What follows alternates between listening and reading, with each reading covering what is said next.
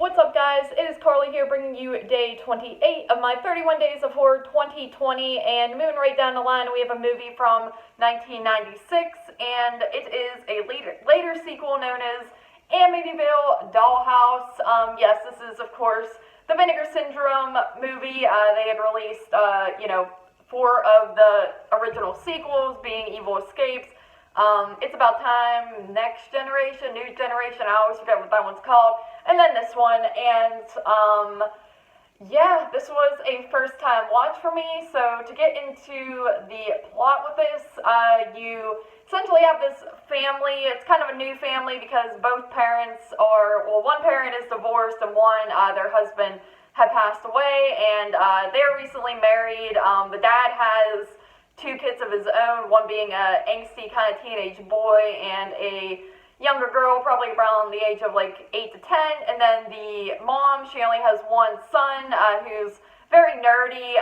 He's probably around the age 11, 12, something like that, and his only friend really is his pet mouse, and a rat rather, and that's about it. And the kids all kind of butt heads. The dorky kid doesn't really like the new dad, and there's some drama there, but basically the dad has just built this new house on this property he bought, and they're all moving in an attempt to be one big happy family.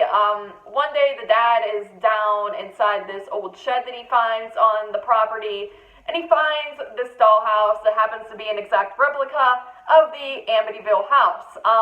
He decides it's a good gift to give his daughter for her birthday. She loves it, and they put it in her bedroom, and then weird stuff starts to happen after that, and you see right away that it's basically the Amityville dollhouse that is causing it, and you later learn that the house he has built was the original place where the Amityville house was.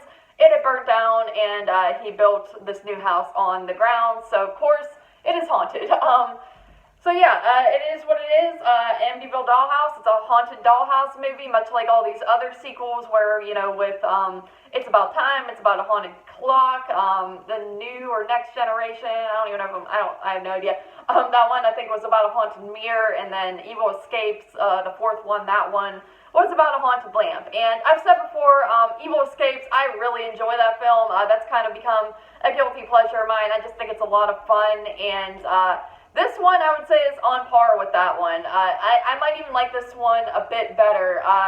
Again, it's a fun movie. That's the way I view it. I don't think it's a fantastic film by any means, but it's actually pretty good for what it is. Some of the characters and their development, stuff like that, is a little questionable. Like the teenage boy, at the beginning, he seems kind of like he's trying to be likable, but then other times you just can't stand him because he's acting like a typical angsty teen where he's inviting his girlfriend over without the parents' permission. He's lying, and he's just being a jerk to the younger kids and stuff like that. So he kind of like has this weird roller coaster throughout the movie that doesn't really resolve well, but I think it makes it all the more fun and goofy. The idea of the dollhouse I thought was actually rather cool. The dollhouse looks really neat. Like I was kind of jealous. I wish I could have an exact replica dollhouse of Amityville because it is really cool looking. It's one of those ones where you actually pull it open and it's got like all the furniture. You see all the bedrooms and the attic and stuff like that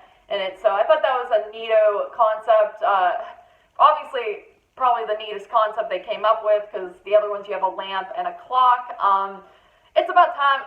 That one I think is fun as well. I don't like it as much as I like this one or Evil Escapes. And then that Generation one, I didn't really like that one too much at all. That's the most obscure one out of this little bunch of 4, I would say. But yeah, this one was a lot of fun. I think, like I said, the acting's not always the best, but it's all right. There are some special effects in the movie, makeup effects rather, that I think look decent.